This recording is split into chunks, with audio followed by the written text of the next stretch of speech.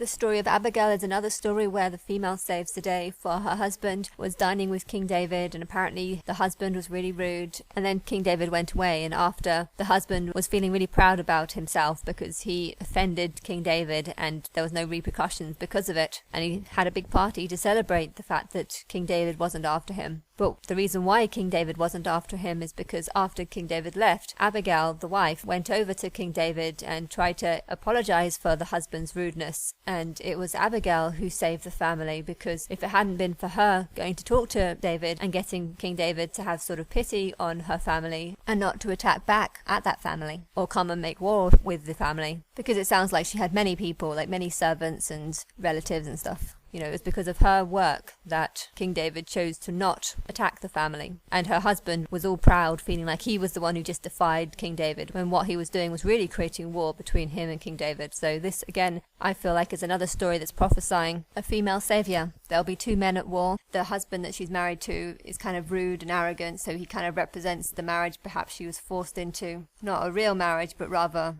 a spiritual marriage between her and this covenant about how she's going to suffer for 3.5 years. So our husband is actually like the arrogant Jesus kind of character, who stirs up trouble by saying bad things about Satan. He believed that he was saying all these things and he was getting away with it, and God wasn't going to punish him for his blasphemy, just in the same way that this husband of Abigail's believed that he could say whatever he wanted and King David wouldn't come and attack him. But that's not the truth, because his arrogance was actually about to get King David to get his 400 men to start a war against his whole household and all the servants and everyone living inside his household. Just like Jesus in his belief and his prophets, they thought they were doing something good when really all they were doing is stirring up trouble, and it was going to end up causing war and murder and stuff like this. And so in that scenario, King David actually represents Satan. He's the monkey that had a kid with Eve, so he's like the real king. And well, in this story, the Abigail character was like the Christ figure. You know, she's the one who stops this war between these two men. True, the husband and the king could represent any kind of religion or group of people that are arguing. Because, you know, in this age, there's a lot of different religions. They all say different things, and all these different beliefs have caused war and lots of arguing and stuff. So these two men could represent any religion that's at war. But it's the woman that actually stops the war. True, okay, religious wars in the past haven't stopped, but at the same time, that's because they haven't had this woman. But when this woman comes, this female Messiah, she's the one that's going to stop the war between these two different whatever it is. But I believe that it's Satan versus Jesus in his belief.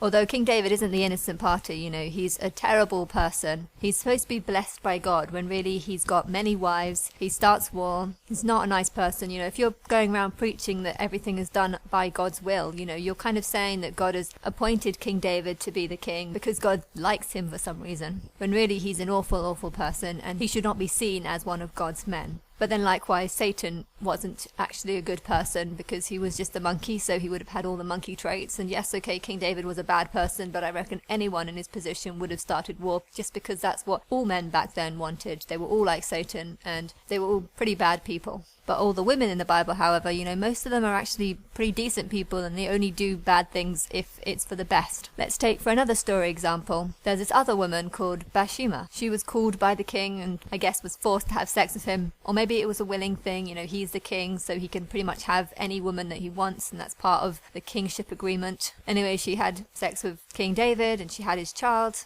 but she was also in a marriage with someone else. So here King David is encouraging this woman to be an adulteress. When she gets pregnant and has his child, how he actually knows that this is his child, you know, I don't know, but anyway, King David goes and kills her husband and then takes this woman as one of his other wives. I believe that this guy still represents Satan, and this is more evidence of it. Okay, Satan isn't the best of characters, but it's not talking about a literal death, because I believe that the first character represents Jesus, and I don't believe that Jesus was a real person. There was a real person, but the Bible isn't about the real person that inspired the book. I reckon the real person and the Jesus of the Bible are two different things, because the Jesus of the Bible has all these superpowers, and he's nothing like the person that inspired the character. So, to be clear, there's a Jesus character who was immortal, probably preached about one God, probably tried to do some exorcisms, and that's how his fame started. 300 years later, the rumours spread and they'd escalated. All these stories about these amazing powers that he had started to be created and written in books, and suddenly he was now turned into the Antichrist, a false guy that doesn't exist. And I believe that in this Bathsheba story, you have a similar story to the Abigail story, only this time one of the men ends up dead. I believe the one that ends up dead is the Jesus character, because he's not a real character. He's just a made-up fictional character that people use so that they can try and control the population into believing a certain thing, and so that churches can make money out of this belief. But in this story, what happens is the king kills this person, and I believe Satan is the closest thing this world has to a king, because he's like the father. He's also this Christ's groom, the person that's going to save her at the end of her suffering. And this story is predicting that this man will kill the Antichrist. And yes, there's also a lot of stories where the woman is the one that kills the king, and so really I think they work together. In the story of Bathsheba, Bathsheba has one kid with her first husband, and she has one kid with her second husband. The son from her first husband dies of sickness, and the son from her second husband happens to actually be King Solomon, someone that is known for his wisdom. This, I believe, has a lot of significance, because I believe that the son of the first husband represents the son of the first age. E.g., most of the people are going to be sick and ill, and they're going to die of their sickness. Either die or be murdered because of the terrible things that just happened in that age. And then the son of her second husband represents the people that live in this age. Will be a lot wiser, will be a lot smarter, more like Solomon, rather than the first kid that was just sick.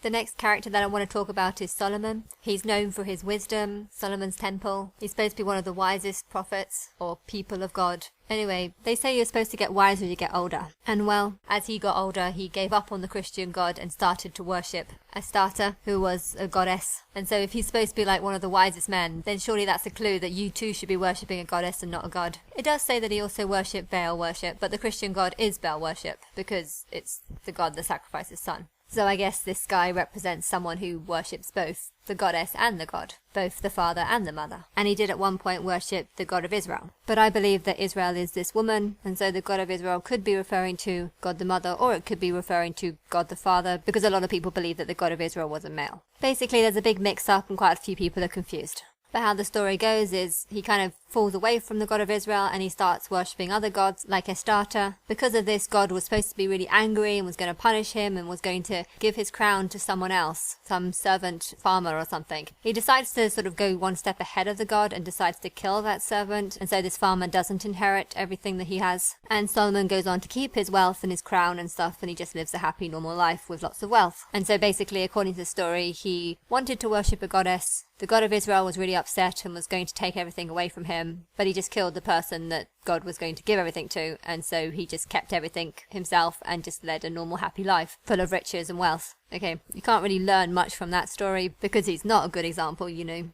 someone's about to inherit your wealth, you can't just kill them, but I believe there is significance behind this story, because God pretty much gave everything to Jesus. According to Christians, he was like the new king. God had given Jesus everything in Christians' mind. But in this story, Solomon just killed the sort of servant person, farmer person, or whatever he was. He killed him, and then he just led a happy, wealthy life with no consequence. And I think that's a story of what people should do. They should not physically kill Jesus, but in their mind, kill the possibility that this guy has inherited everything. Samson was told that this farmer's going to inherit everything, and he rejected that idea. But when Christians are told that Jesus is the one that's inherited everything, they just accept it. And some people are willing to give everything to Jesus. They give huge amounts of money to prosperity churches and churches that just kind of con them into giving lots of money. And these churches preach about how whatever you give out, you get back double. And so they accept it and believe it, but it's not the truth. It's all lies. And well, I guess this is a story set in the past, giving a taster of what's to come, but people don't realize that that poor farmer that was going to inherit everything is actually symbolic of Jesus. And in the story, the guy doesn't accept Jesus and he gets to keep his wealth. Whereas in real life, people have accepted Jesus. So you have to be careful who you give your money to. In the story, Samson killed the peasant, and it turned out to be for the best, because then his wealth wasn't taken from him. It's really good to donate money to charity, but you don't have to give money to a church, especially if it's not teaching the right things. I'm not against churches, but I think they should teach people how to live a better life, whereas churches right now, they just teach people how to follow in faith and ask God for forgiveness and stuff like this, and it just doesn't make sense, because it's like, well, God can't talk to you, so your church is just telling you to talk to yourself and imagine things that God is saying to you. That's a really terrible message. Don't pay any church for that kind of message. If you've done something wrong against someone, God's forgiveness means absolutely nothing. You need to get forgiveness from the person you've wronged. Only then can your life be better, because then you can actually apologize and make up for the things that you've done wrong. And the whole story of Solomon is how he kind of won over the Christians' version of God, and nothing bad happened to him. But anyway, one of the stories about him is that this woman came to him saying that her child has been stolen by another woman. The other woman denied it and said, no, this is her child. One mother believed that the other mother's baby died during the night, and while the mother was sleeping, this other woman came and stole her baby. But the other woman was saying that didn't happen, for it was the other mother that lost her baby, and she's trying to find a way of getting another. So Solomon put them to the test, and he said, fine, okay, I'll chop the baby in half, and each of you can have half a baby. One mother was like, okay, I don't mind that, that's fine. And the other mother was like, no, please don't hurt my child. I'd rather him go to another mother than for him to die. And then Solomon said, fine, you're the real mother, you're the one that gets to keep the child. That could just be a story of wisdom, or it could have a deeper meaning, and I believe that it has a deeper meaning, for a lot of people believe that they're the bride of Christ. Thousands of people believe that Jesus is going to come down and marry them, and they're going to be raptured up and taken as part of the bride of Christ. But at the same time, the only reason why they worship Jesus is because he died for them, and that his dying can make up for their mistakes, their sins. So in this sense, these rapture-believing Christians are the same as the mother that doesn't mind the child being sacrificed for her lies. She was the one who was lying about whose child that really was, because she knew that she stole this child in the middle of the night. But because she didn't actually care about the child, she didn't mind if it was cut in half for her lies. And likewise, people that call themselves the bride of Christ, they're not the real bride of Christ, because they don't mind if Jesus dies for them, if Jesus is sacrificed. Just like the mother didn't mind that that baby was sacrificed, because she didn't care about that baby. Just like the people who call themselves the bride of Christ, they don't care about Christ. They don't care if Christ dies for them. They're happy that Christ dies for them, for their mistakes. But the real bride, she doesn't want the Christ to suffer for her. The real mother would say, no, please take me instead, do anything, don't hurt my child. And likewise, that's what a true bride should say. Okay, the next story that I'm going to focus in on is the well-known story of Lot and his wife. Lot was supposed to be like the only good man in the whole of the city, and God chose to save him out of all the people in the city. Because the town was full of evildoers, God chose to burn the whole city alive. But because God is so merciful, he saved Lot and his wife and his 2 children. After setting the fire with the intent of burning thousands of people alive, God spoke to Lot and told him to run and not ever look back. According to the story, they ran, but the wife looked back and she got turned into stone. The father and his 2 daughters continued to run. They didn't want to look back because they didn't want to turn into stone either. And then they went to go and hide in a mountain. After some time has passed, the daughters realized that they weren't going to get pregnant because there was just them and the father, and so they chose to get the father drunk in order of raping him so that they can have children by him. I think if you believe this story, you are an absolute fool. My telling of the story is that God the Father is a fairy tale character that is really evil and disgusting and wants to burn everyone alive. But people back then believed in him and worshipped him.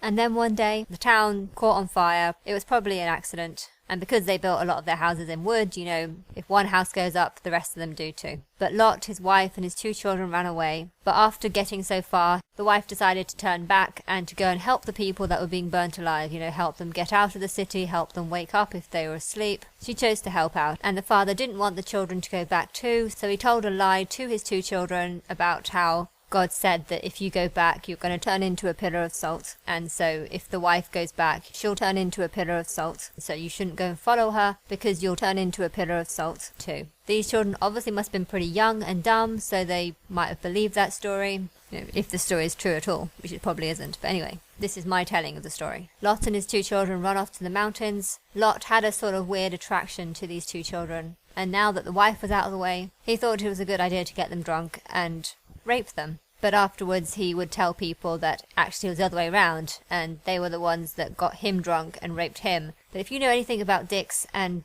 drunkenness, you'll find that most guys find it really hard to ejaculate if they're really drunk. They might get hard, but it's hard to actually do anything. So this story clearly isn't true. Plus, how many children do you know rape their own fathers? Also, you have to add the added fear of death due to childbirth. How many people back then died of childbirth? Do they really want children? Are they really that desperate that they think that the only way they can have children is if they rape their own father? I know there's a lot of incest back then, but I don't see how this story could be true. And I think you're a really big moron if you think that it is true. Obviously fathers raped their daughters. This is a very common thing. This has always happened. But how many daughters rape their fathers? That's ridiculous. And like all the other stories, I think there's also a deeper meaning behind this story, which is that this woman represents God the Mother, or the real Christ. You could say maybe she turned to stone, or maybe she went back to the town to help out. Either way, if the father and the two children ran off and didn't look back once, one, how are they to even know that she did turn to a pillar of salt? Two, it kind of shows their disrespect towards their own mother because, they haven't even bothered to look back. They haven't even tried to help her, or there's no evidence that they prayed to their God about getting their mother back or anything like this. There's no consideration to whether or not they should actually worship this God if this God is just going to turn their mother into a pillar of salt. This scenario basically shows the world's rejection towards God the Mother, Has she turned to stone? Has she just died? Who cares? I don't care. I'm just running off. I'm going in my direction. If God wants to punish her, then fine. Let God punish her and I don't care. I'll still worship the God. As long as it doesn't punish me, I'm okay. That's the world's regard towards the real Christ, who is this woman. Oh, and not only do a lot of people just ignore this woman, a lot of preachers, I've heard so many preachers say terrible things about this woman just because she disobeyed God, and she deserved to be punished because she was bad, because she disobeyed God, and that's what happens when you disobey God. God was saving her and she chose to disobey God. It's like, oh my God, how dumb are you? The next character that I feel is appropriate to talk about is Judith. Her story is that the general Philopaphus, he was attracted to her and wanted to seduce her, so got her drunk with the hope of seducing her. But she didn't like this guy, and she didn't like how he was commanding an army that was going to attack Jerusalem, which is her hometown. So what she did was she watered down her wine with the help of her assistant so that only he would be the one that gets drunk. And when he was drunk, she then used that as a perfect moment to chop his head off. After the head was chopped off, she got it and she put it up by the entrance of the Jerusalem walls. So when Philopaphus' army comes to attack Jerusalem, they'll see his head, they'll get scared off, and they'll run off and not attack the cities. So this again is another story of a woman who saves the day by using her intelligence to kill a general. And once he was gone, suddenly all the people fled and there was no more war. Why anyone thinks this book is talking about a male saviour, I don't know, but Judith is the saviour in this story. Yet very few preachers ever talk about her story because they only focus on the men. They focus on King David, they focus on Noah, they focus on Moses and Abraham and Lot, all these terrible people, and they look up to them as being the heroes and the people that are working for God and stuff, whereas here you've got a woman who actually saves the day, and yet I've never heard her story before. I only found it now because I was searching through a specific page about all the women characters of the Bible. But anyway, another detail to the story is that she killed him using his sword. So he was trying to get her drunk, so he was using his wine to get her drunk, but things switched, and in the end he was the only one that got drunk. And likewise with the sword. He made this sword to kill others, but likewise she had switched things round so that his own sword was the one that killed him. I believe this woman represents God, or Christ on earth. I believe this is a prophecy about what God is going to do. I believe the wine and the sword represents the Bible. People use the Bible to seduce people into believing in false things. They use the Bible as a way of seducing people into thinking that they can get all that they want through the power of prayer and through the faith in Jesus Christ alone. They use the Bible as a weapon to say this is what God thinks, this is what God believes, these are the men of God, even though they were terrible people. And throughout history, people often use the Bible as a weapon to say like,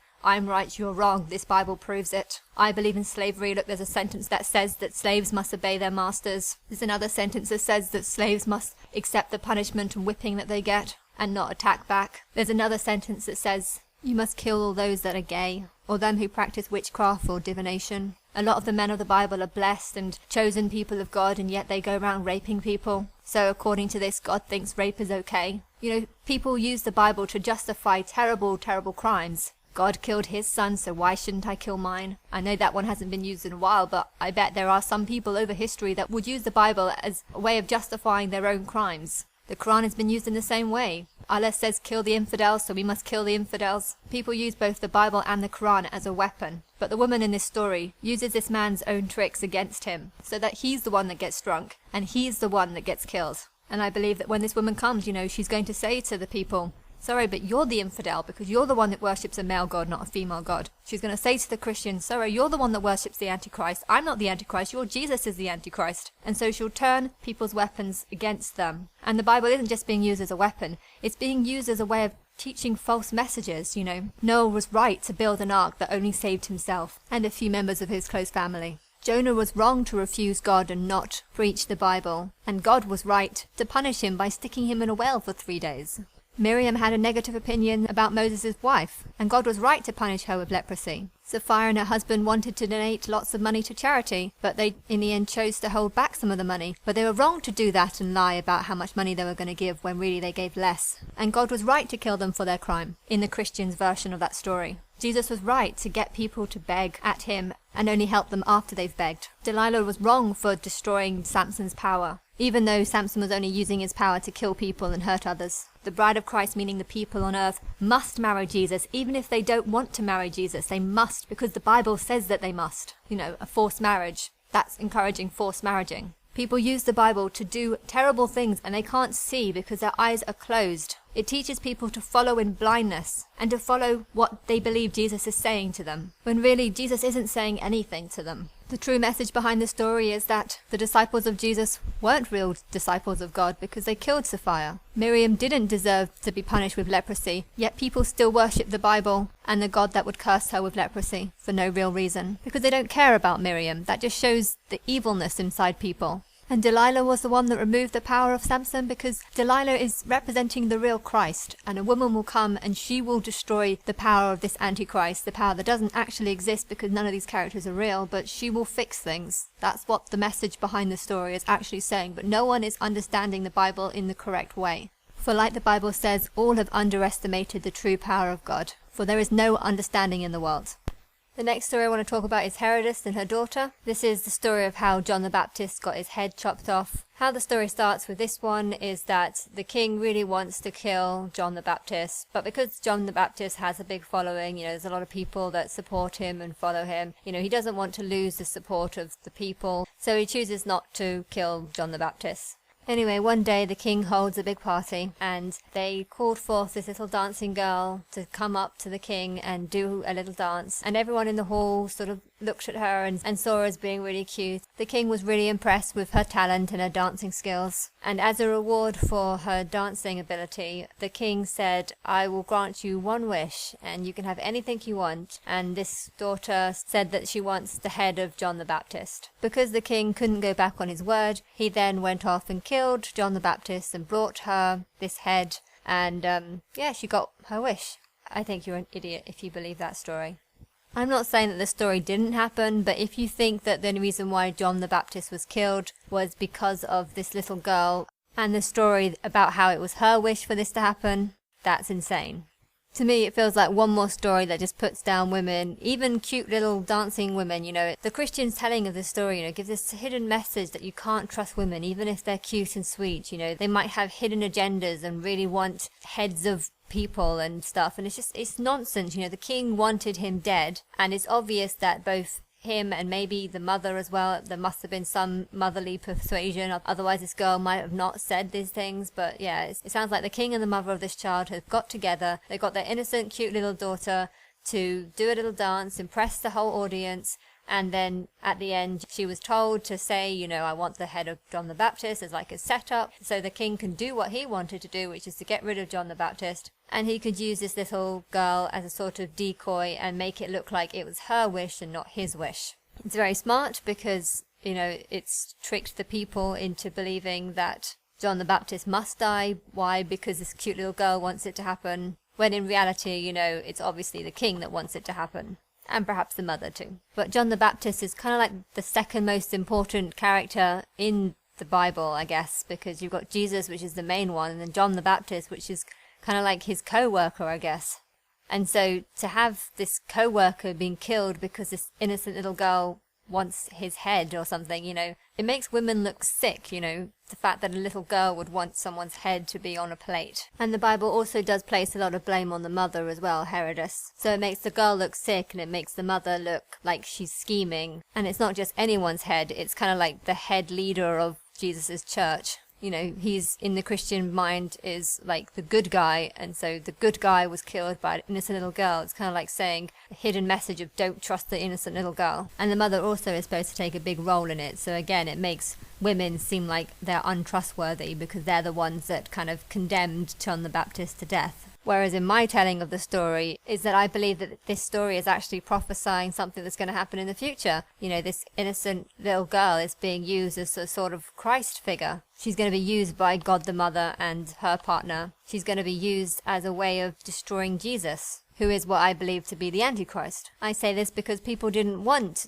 John the Baptist to die, just like they don't want Jesus to die right now. But when this little girl wanted it, suddenly they were okay with it, because in their mind, this girl had done enough to earn a wish, and that was her wish, so she deserved for it to come true. This girl has managed to change the mind of people so that people believed that John the Baptist shouldn't die to starting to believe, oh, actually, he should die because this is what this girl wants. That girl is kind of like what I believe this Christ figure is going to do. You know, this Christ figure is going to want Jesus to be destroyed, and she'll use her charm and her talent to try and make that happen. Although, of course, in the realistic telling of the story, the girl would not want that guy dead, because that's ridiculous. No child really wants another person dead, especially if they can have any other wish. You know, I think ice cream would be on the top of their list, not people's heads on a plate. But if the only reason why she wanted the guy dead in that story is because she's actually prophesying the future Messiah who's going to want Jesus dead, well, that can explain it. And why does a lot of the blame go on to the mother as well? Well, because this is pointing at God the Mother wants Jesus and his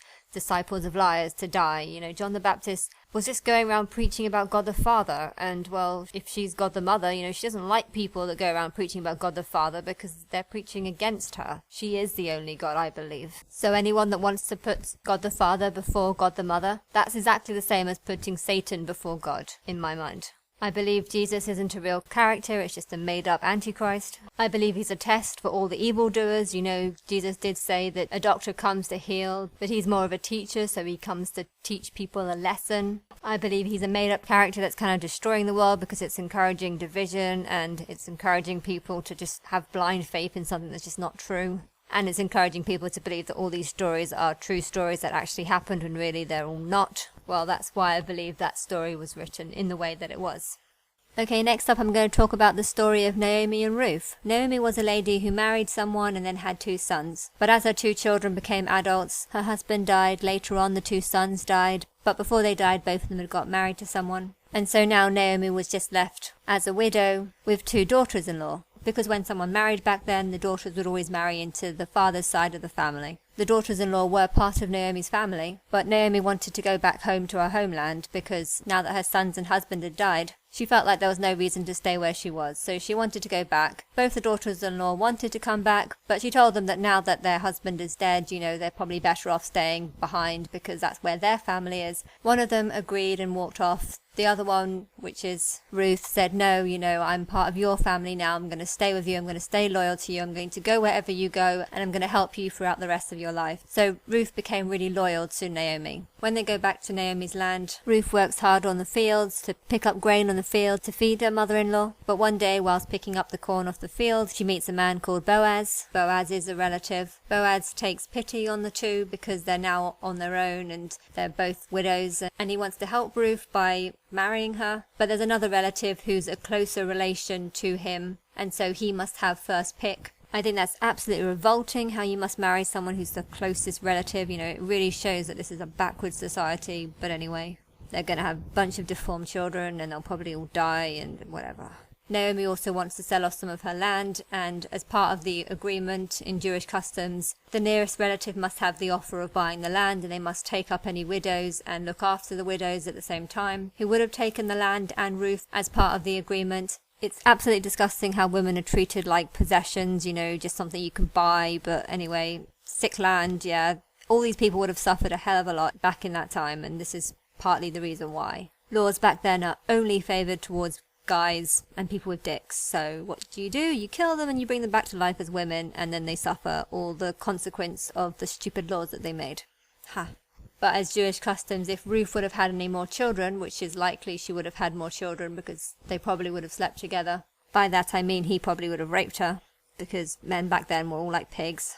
But there's one good thing about the story, which was that if Ruth would have had any children, by that I mean a son specifically, because only males could inherit land, her children would have had to inherit the land because she married into Naomi's family, so technically Ruth is part of Naomi's family, and because the land actually belonged to Naomi's husband. Although Naomi might have not been able to own the land because she was a woman, males can do, because they're all disgustingly sexist back then, but all males in the family can own the land. So if Ruth would have had another child, because Ruth is part of Naomi's family, if her child would have been a son, he would have been able to inherit the land, because the land was originally owned by his kind of grandfather-in-law. Anyway, because the first nearest relative already had children with another wife, he didn't want to buy this land because he didn't want to risk Ruth having a son, because then all the land and inheritance would go to that child and not his other children. And so because of that, he refused to marry Ruth, and then Ruth was free to marry Boaz. And this relationship that they had redeemed Naomi's family, and it saved the family because the inheritance stayed within the family. I've read the story carefully, and that's apparently how the story goes. It's a ridiculous story, I know. It's extremely sexist, and it frustrates me how only males can inherit, but it was a male-dominated world. It was a world that only accepted males as rulers, only accepted males as inheritors and stuff like this, and so you can't change the law which existed, and the law was that only males can inherit. But there is a subtle message behind this, because it's all about redeeming Naomi's family. It's all about keeping the inheritance within Naomi's family, and Naomi is a woman. So to me, Naomi represents God the Mother, and it shows how God the Mother worked around the law to try and keep the inheritance within her family. Even though Ruth isn't actually a blood relative of hers, she married into her family, and the whole story is about how she wanted the inheritance to stay in her family. If Ruth, however, hadn't been with Naomi, if she had have stayed behind and didn't stay loyal to Naomi, the closest nearest relative would have bought the land. Because there would have only been one widow who's obviously probably too old to have kids, he would have bought the land, looked after Naomi, but probably wouldn't have slept with her, and so there wouldn't have been any more children, and so all the land would have gone to the closest nearest relative and or his family. But Naomi wanted the land to stay within her family, and obviously wanted it to go to someone who would actually look after her in a nice way, not in a crappy way. And so because Ruth stayed loyal to Naomi, Naomi was able to redeem her land and keep it within her family, because Ruth would have married Boaz. So the land, yes, would be the males, of course, that's just how it was, but it would also be Ruth's. And because Ruth was very loyal to Naomi, Naomi would feel more like it's her land as well. And because Ruth was young, she was obviously going to go on to have children, and so the land would go to the new children that would be born from Ruth. And because Ruth and Naomi obviously have a very close connection, I guess Naomi would also have a close connection with Ruth's children, and so it would feel like the land stays in her family. Whereas if Ruth hadn't been there, the land would have just gone to this other man and his family. So in this story, it's Ruth that's the savior. So in this story, Naomi represents God the Mother, and Ruth represents like a female Christ who works hard to look after God the Mother and redeems God the Mother and keeps the inheritance inside her family rather than having the inheritance go to another family.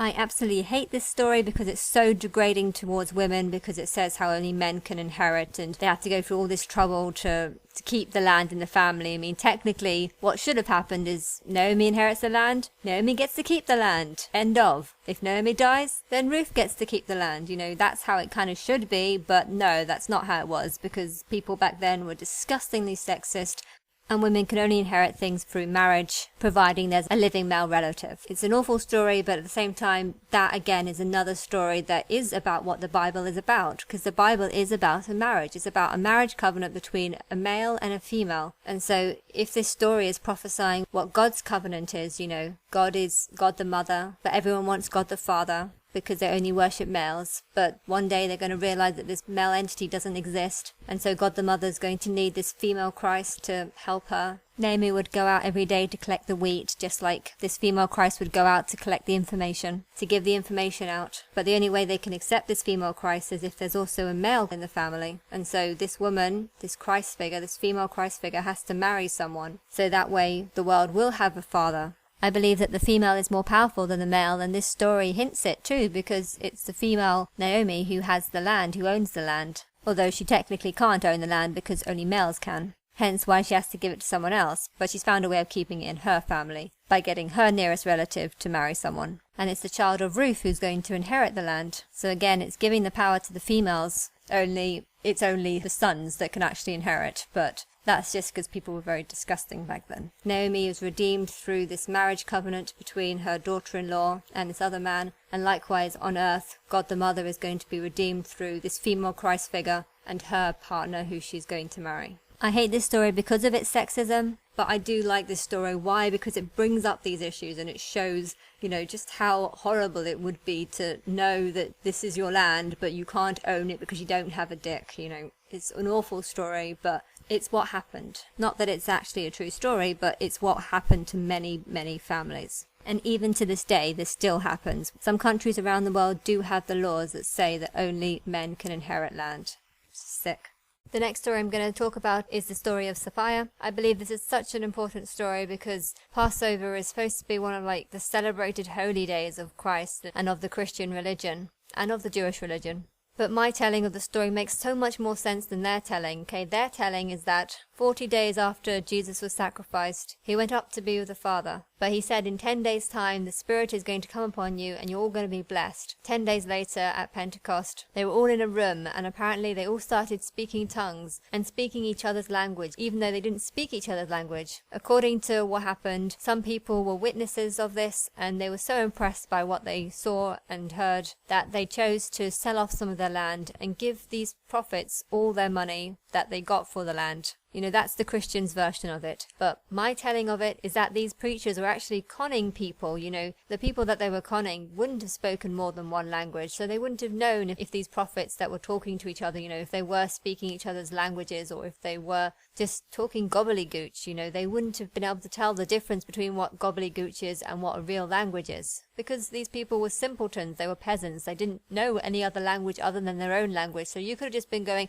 and people would have believed that I was speaking some real language, and I wasn't. And the fact that straight after this miracle happened, these people agreed to give them all their money and sell off some of their land and give them all the money for it, that's a clear sign that this was just a setup, a con. If you don't believe me, well, look at what happened to Sapphira. This is a classic story of some terrible preachers that are willing to lie, rob, steal, and even go to the extremes of murder just to get what they want. To me, the story of Sapphira is so much evidence that that is the case, that is the truth about the story. The story goes that the husband of Sapphira sold some of the land and they got some money for it, but they decided to hold some of it back and just give I don't know how much, but a certain amount of it, but just hold a bit back. And when the prophets found out that they held some money back, the husband was suddenly struck down by God. And then the next day, the wife goes to find out what happened to the husband, and she too was struck dead by God. And it's just what the hell? God didn't strike these people down. It's obvious that the prophets strike these people down. The prophets found out that they sold the land for so much, and they actually held back some of the money. But because the prophets didn't want just some of the money, they wanted all the money. They were greedy, horrible prophets. They were prophets that were only using the name of God just so that they can make money for themselves, just so they can pretend that they're the true people of Christ, they're the true prophets of Christ. The only thing they're thinking about is, what do I have to do to get these people to give up their land so that we can get the money from it? That's the only thing that was on their mind. And they didn't just want just some of the money, they wanted all of the money. These prophets were very greedy, selfish, horrible people. They thought, okay, well, what we do is we kill these people, we take all the money, then we go to the other people who we're trying to con money out of, and we tell them that God struck them down because they held back some of the money. That way, all these other people that have promised or have said that they would sell off some of their land and give off all the money, these people, they won't want to hold back some of the money because they'll be too scared that they too might be struck dead by God. You hear about these things in Africa all the time. People con people into believing that they're possessed with demons, or con people into believing that they have special powers and that they can do miracles. But for them to get the miracles happen, you have to give them some money. And then sometimes these people do get mysteriously struck down by God or mysteriously disappear, and you have no idea what's happened to them. But it's obvious that these people have been killed, murdered by human beings, because God doesn't just strike people down. I suppose you could have a stroke or a heart attack or something like that, but this does not sound like something like that, because the chances of a couple having a heart attack within 2 days of each other is extremely unlikely. And for a couple to have a heart attack within 2 days of each other, and for there to be this sort of money deal going awry where they promised to give some money and they decided to hold back money that they only promised to give because they believed that some people were speaking in tongues, speaking languages that they've never heard or never understood before because they don't speak any other language but one. This whole thing is a classic case of these people are being scammed out of their money. And Jesus' disciples who are doing this scam, who are part of this scam, they don't like how these people have held back some of their money. If I told you that I went down to some old church and there was a bunch of guys talking in tongues and they're all speaking different languages, but they could all hear and understand each other. Oh, and they've also just said that if I sell off my land and give them all the money that I have for the house that I've just bought a few years ago, if I sell off my house and give it to them, they're going to bless me. If I told you that, you'd think that I've gone crazy, that these people are conning me. So why wouldn't you think that this is what they did back then? It's far more likely that they were conning people. And then for two people to end up dead over this deal that they got. You'd be stupid if you didn't think that the preachers were ones that killed these people over this money that they tried to hold back, as a way of threatening other people into also not holding back the money. I think you're so silly if you've heard this story and you don't see that side of the story. I have spoken to my granny about this story, and she's 100% convinced that it was God who struck down these people because these people lied, and because they lied they were sinners and they deserved to die. And I can't believe my granny said that. I like her, she's a nice person, but no one deserves to die because they promised to give £50,000 to charity, but then later on decide to only give £40,000 to charity. If you're giving a huge amount of money to charity, it doesn't matter how much you promise to give, because at the end of the day, it's your money. If you want to give 50,000 and then later change your mind and only want to give £10, £10 is better than nothing, okay? Yes, you might have broken a promise, but killing someone, murder, is far worse than lying to someone about how much money you're going to donate to charity. It's different, however, if you've actually gone around getting money off people and promising to give their money to charity. And if you've held back some of that money, that makes sense. But this money was their money, and they had every right to change their mind. Yes, okay, they might have lied about it, but then there's two sides of every story. This is what my granny said, that they deserved to die because they told these people that they were going to give them all the money, but they actually gave only some of it, and hence they lied and they deserved to be punished. But there is two sides in every story, and from my side of the story, what I see is that maybe these people were scared of the prophets. Maybe these people felt like the only reason why they were giving their money to these people is because these people were threatening them, and they didn't want to cause an argument, so they said that this was all the money just to get rid of them. But when they realized that they had spies and that the prophets knew how much they actually did get for the land, that was when the problem turned into a disaster. Because what happened next is they died, okay? These are people that were going to give a lot of money to charity, and they died for trying to help. Land in London costs about £200,000. Imagine if you sold your £200,000 plot of land and gave 90% of that to charity, and then you died for doing that because God wanted you to give all of that money and not just 90% of it. Don't you think that would be unfair? And I don't care what my granny says about, oh, but they lied about giving 100% and they only gave less than 100%. It's like, what the fuck? They were giving money to charity. But in my mind, they were giving that money because they were scared, not because they were trying to help them. And their fear of these people made them easy targets in the prophet's mind. And that was what caused them to be killed. And the fact that they were killed, they were very entitled to be scared of these people because these people went and murdered them. This story reminds me of the Solomon story about how God was going to give a peasant all his wealth and then he just went and killed the peasant. But in this story, these people really did lose everything because of Jesus. And also, I don't think people realize how many people have been caught up in the same sort of scam where it's ended up going wrong and someone's ended up dying or someone's ended up being beaten up or having their arms chopped off or so many other things. This stuff, it happens. Or things like this, there's so many scams out there where people are threatened with their life unless they abide to whatever the scam is. It's much better now, but in the past, there was no rules, there was no regulation, people could do whatever they want. And this to me seems like a classic case of people who are being scammed by people that are going to murder them. Miriam's story is another story of complete injustice of a woman. Miriam and Aaron were apparently just having a discussion and talking about Moses' wife, and they were saying negative things about Moses' wife. But anyway, at the end of the day, it's their opinion. People have free will, they're allowed to think what they want and have their own opinion, providing it doesn't hurt others. But according to the story, God then punished Miriam with leprosy. And Christians would read this story and be like, oh yeah, she deserved to be punished with leprosy because she was saying bad things about Moses' wife. Moses is amazing. You can't say anything about anything that he does. And if he chooses a wife, then yeah, you can't possibly say anything bad about Moses' wife, that's the Christian's version of the story. Whereas my version of the story was like, what? That's crazy. You can't punish someone for having an opinion by giving them leprosy. That would mean that God is an evil, vile, cruel bastard. Leprosy is a serious, serious disease where your hands start falling off and your life starts falling apart, literally because your body is falling apart. And God feels that this is a fair punishment to do to someone only because they had some negative opinions about someone. That's crazy. There's another detail in the story which Christians completely leave out, which is that Aaron was also saying negative things about Moses' wife, and nothing bad happened to him. So why is it that God chose to punish the female and not the male? Don't you think that's unfair? If you're a sexist person that don't care about females and think that all females deserve to be punished for their crimes, and yet males, they're males, so they can get away with it, you can't punish a male because he's a male, he's got a dick, that means you can't punish him. If that's the sort of mindset that you have, which is clearly the mindset that a lot of people do have, because they could read this story and not feel that any kind of injustice was done on the woman, and yet at the same time feel that, yes, Aaron didn't deserve to get the same sort of punishment. When you read this story, there's just so many questions that you can ask. Why did God do it? Why is this fair? Why did he only punish the woman? Why weren't they allowed to have their own opinion? It's not like they were doing anything wrong. It's not like they were hurting Moses' wife.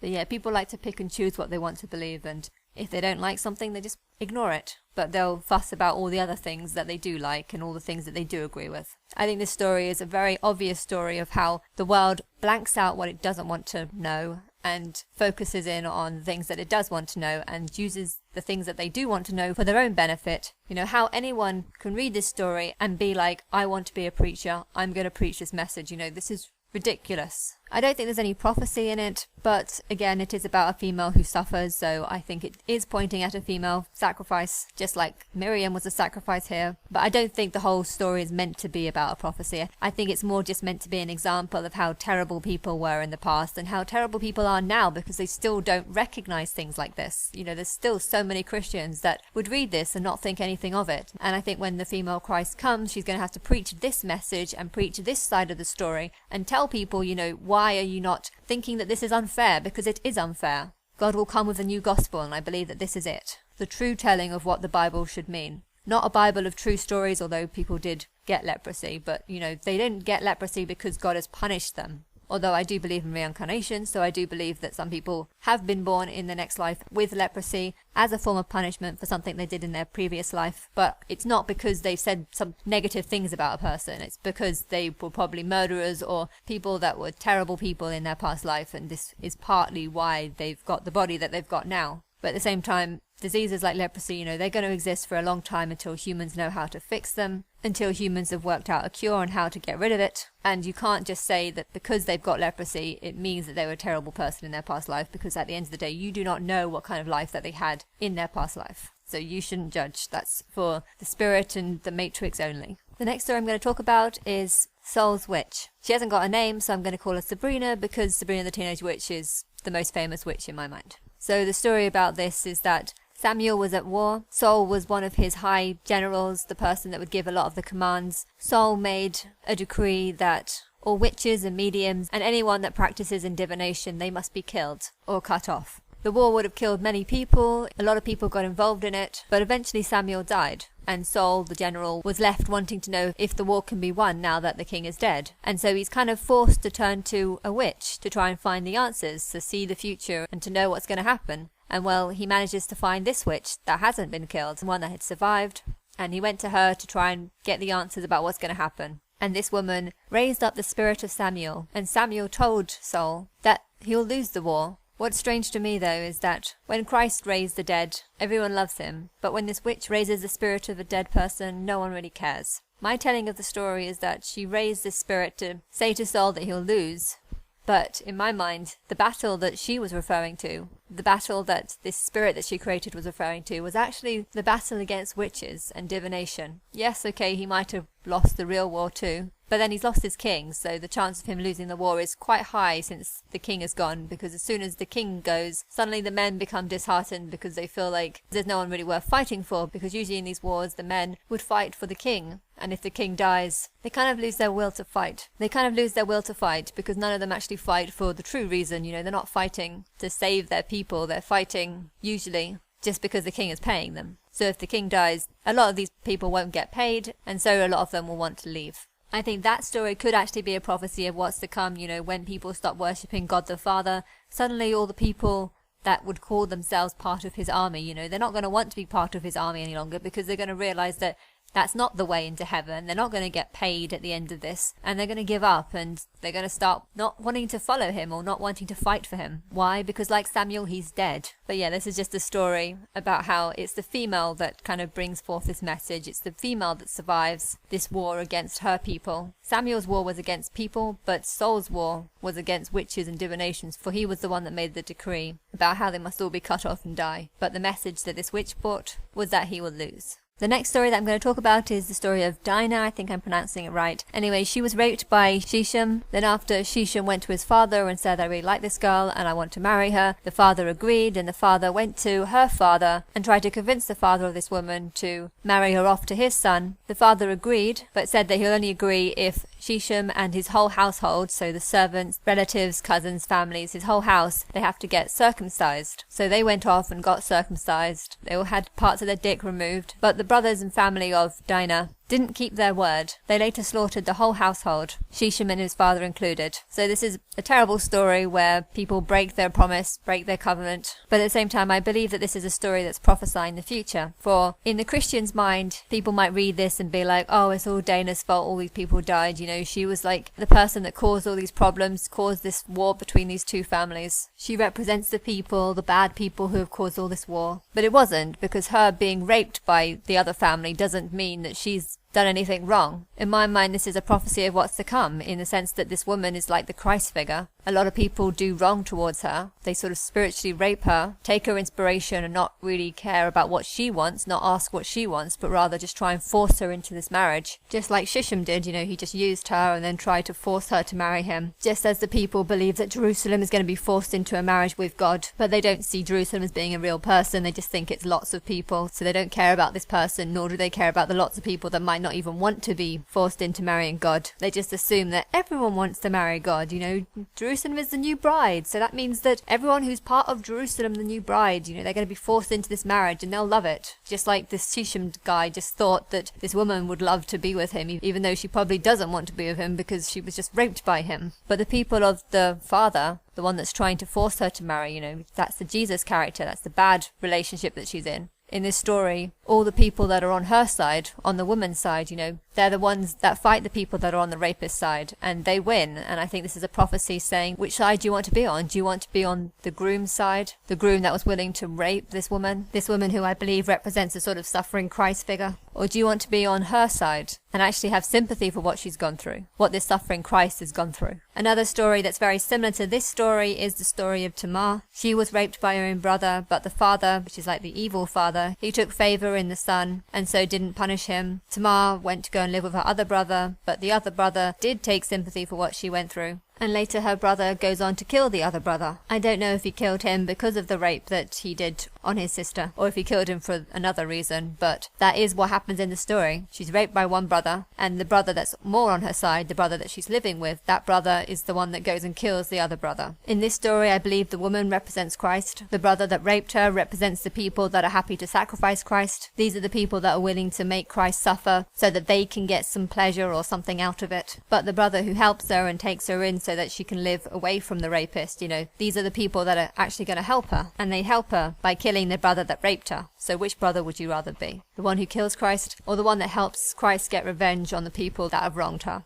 There's a few more male characters that I haven't spoken about, like Moses and Noah. Moses was a guy who created a big army, and he was apparently told by God that it was fine to murder 300,000 people and then take all their virgin daughters and force them into marriage. Again, that's a terrible, terrible person. Not someone you should worship as a person of God. He hates how everyone is worshipping the golden image of a calf. That a calf is like a heifer, and well, the Bible says that the red heifer is actually the sacrifice, and so Moses here is against what the Bible says is true, which is that the Bible says that the golden golden calf is kind of like the sacrifice, and well, Moses is against this person and telling people not to worship the real sacrifice. But in my view, what he's worshipping is far worse. Okay, he has the 10 Commandments, but the 10 Commandments are things that all Christians break, because it says, have no other God other than me. And well, people worship Jesus and the Father, so that's 2 gods. So that rules out the first commandment. The second one is that you shouldn't have idols. Well, Jesus is an idol, and they have ignored that commandment. The third commandment is don't misuse the name of God. Well, everyone misuses the name of God because they think they have the answers, and they think they can use the name of God because they're helping God when really they're not. So many people use God's name to justify their actions when really all they're doing is using it as an excuse to cause hurt on someone or tell them that they're wrong. The fourth commandment is you only should worship on the Sabbath day, which is ridiculous. Why should that be one of the 10 top things that you should do? You know, there's millions of other things, don't rape children, don't rape anyone, don't do things like vaginal mutilation, don't be racist, don't have slaves, don't beat up people. Another commandment is love your mother and your father, have respect for them. But the Bible says that Babylon the Great is the mother of all people, all sinners. And it says that Satan is the father of lies, but he's still a father. Because Jesus said to the people, you're not of me, you're of your father, Satan. So the Bible is saying that these are the mother and father, and yet the 10 Commandments was that you should love and respect them, but people don't.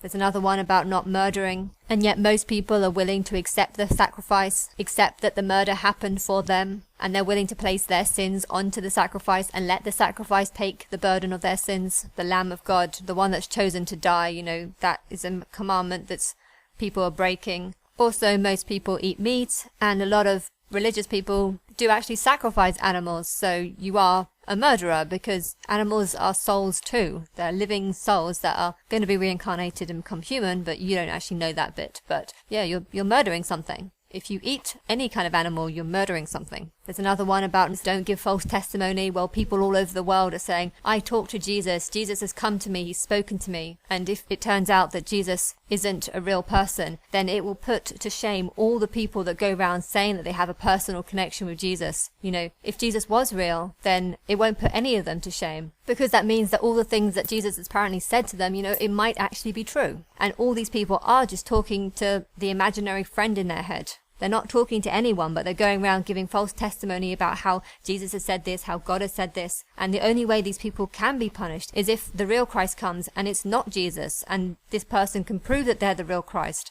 But magic doesn't exist here. You can only prove that you're the real Christ if you can say that all these prophecies are actually prophesying a story about me. And all these prophecies, they're all prophesying about a female Christ. They're not talking about how a male is suffering. Most of them are about how females are suffering. So the Christ figure can only be a female, because the Christ is the one that's believed to suffer for other people's sins, and well, the Bible is all about a female suffering. Jesus did not fulfill any of those prophecies that I've mentioned in this series of videos. All the 10 Commandments are things that all Christians break. And Moses was a terrible person that didn't know what he was talking about. He spoke to trees that were burning. He's obviously got a manic schizophrenic disorder. The most famous story of Moses is how he's supposed to split the Red Sea. To me, the sea is like all the information, and well, half of it's true and half of it's false. But he's not the one that actually splits it, because he doesn't actually know the difference between what's true and what's false. He just says whatever he says, or whoever wrote the story about him, They can't guide the people because half of it's true and half of it's not true. But Moses, of course, dies in his story. Why? Because he's on the side of the water that's contained with lies. Because he is a lie. His whole character is a lie. He was never a hero of God. He's just a mythical character that probably never existed. He's like Jesus in that sense. My telling of the story is that in that part of the story, he actually represents the Christ figure and what she's going to do. She's going to separate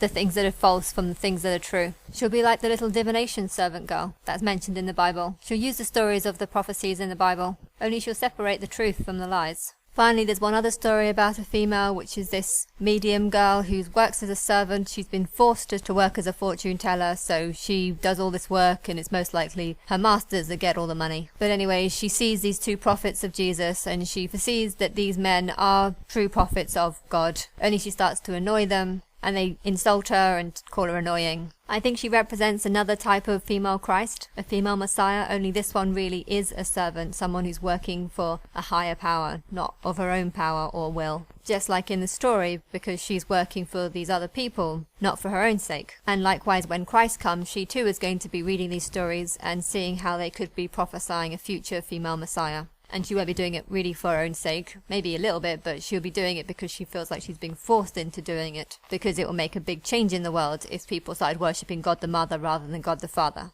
I believe her role in this story is not so much what she does, because I think she's right that these men are prophesying something, but they're prophesying something that they are unaware of. They're prophesying a future Christ, someone who's not Jesus, but they are referring to this person as being Jesus, so they've got something wrong there. But I believe this woman is prophesying something about these men. But I think the main purpose of this story is to show that this woman, even though she has the same sort of powers that Jesus has, like she can predict the future, she's a servant, Christ is supposed to be a servant, even though there's so many similarities between her and the Christ figure, people just put her down and insult her because the prophets insulted her and called her annoying. And it's just one more story of how people love the thought of a male that has powers, but they hate the thought of a woman that has powers. A servant woman, no less. Even though Jesus was supposed to be a servant, but literally he really wasn't a servant. Like, he didn't have people forcing him to do anything. Whereas this woman was really a servant, and so what the prophets were prophesying were not actually about Jesus. They were actually prophesying something that this woman is more similar to.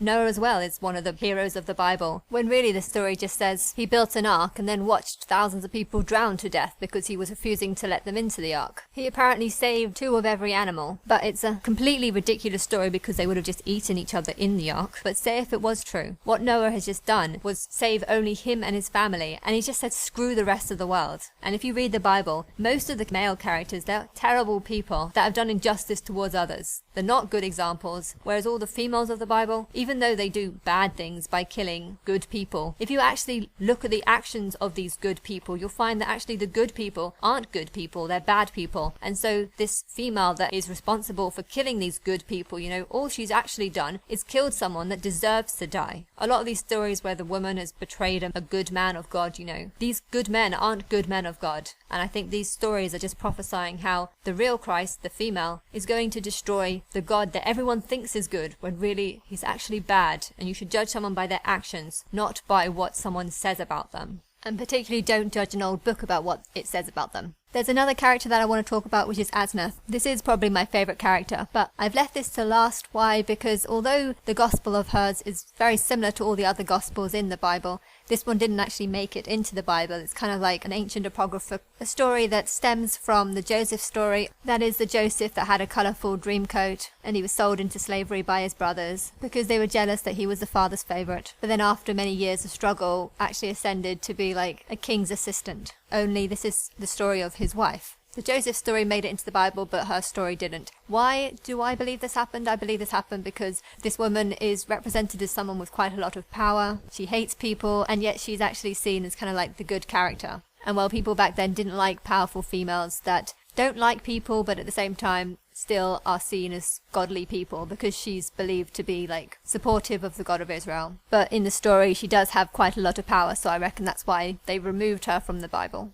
Anyway, the story of Asnath is that she was a beautiful lady, very attractive. She had lots of people wanting to marry her. She was wealthy, came from a good background. She was quite promiscuous, probably flirtatious, but at the same time she hated men, and she rejected all offers that came because she only wanted the best. She wanted to marry a king, but then met Joseph, who was at the time not that powerful. Her father tried to arrange a marriage, and at the same time he made a comment that said her marriage will be like the marriage of God. But she wasn't keen on the idea because this guy, Joseph, he'd been to prison. He was kind of like a servant, and, he didn't have such a good background. And she kind of rejected him, said a few nasty things about him, but after a little while she fell in love with him and really wanted to be with him and regretted all the nasty things that she said. She then went through 7 days of humiliation, where she turned away from the gods that she worshipped in the past, and she started to hate the world even more than before. She started to despise the idols of her ancestors, the idols that the rest of the world worshipped, and she actually removed them.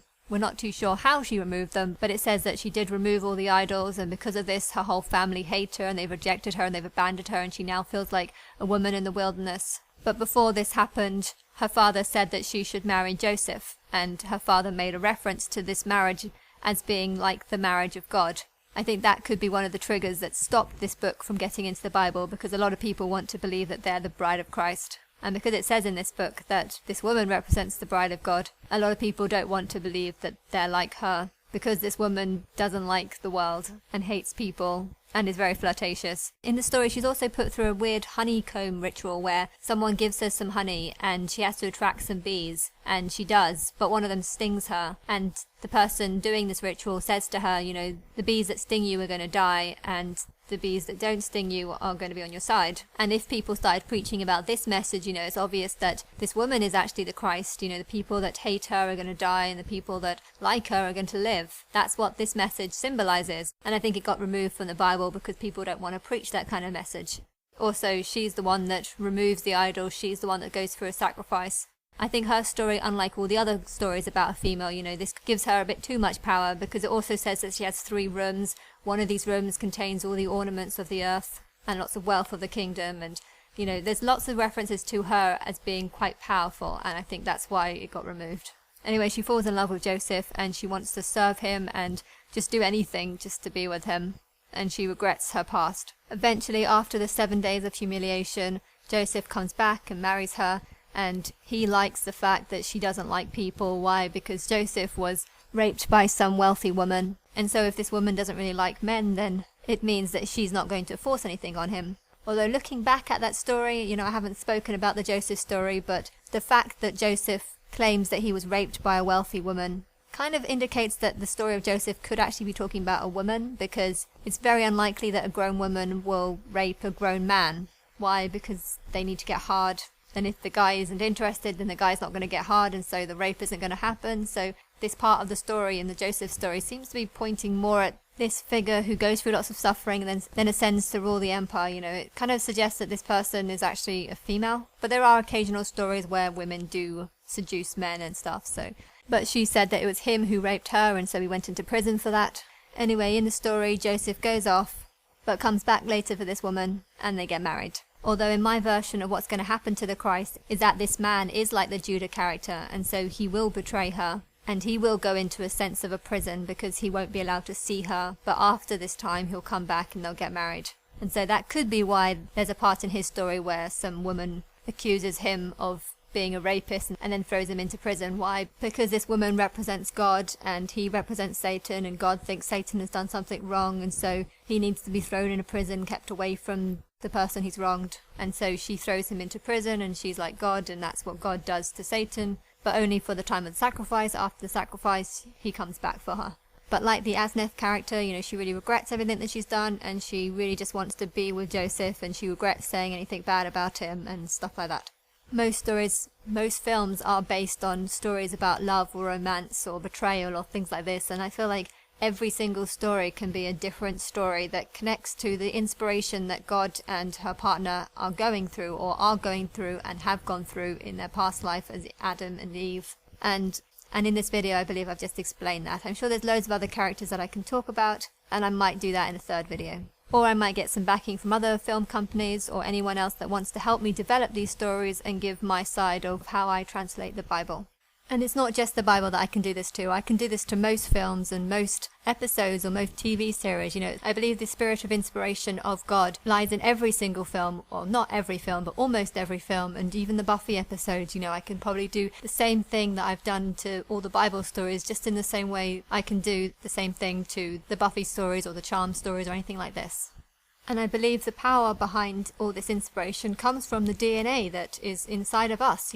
Birds, when they're flying across the earth, they don't really know where they're going, but they can feel that something inside their DNA pattern, is guiding them to wherever they should migrate to, and they can feel it inside of them. And likewise, humans have Eve's DNA inside them, and so they can feel her story and her inspiration, and they can feel her emotions and her life inside of them. And so this is what I mean when I say the Lord is the Lord of hosts, because it's a spirit that lies inside everyone. And so when everyone or anyone writes a story or something, part of this inspiration will come from this woman and her husband.